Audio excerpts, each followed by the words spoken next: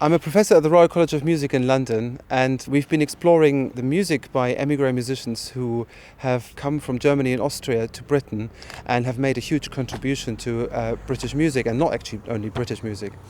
And the place where we are now, Mooragh Promenade in Ramsey on the Isle of Man, has come up many times in the stories of the musicians that we've been researching.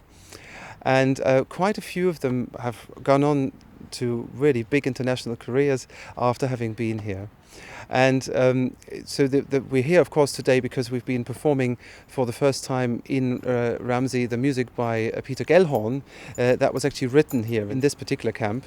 But there were also many other musicians. I mean, the first émigré I learned about was Ferdinand Rauter. So Ferdinand Rauter actually then was released quite early and then campaigned from London for the other musicians to be released quickly, because of course it was a tragedy for them because they couldn't practice, they couldn't really carry on their work and development and cheer up people during the war.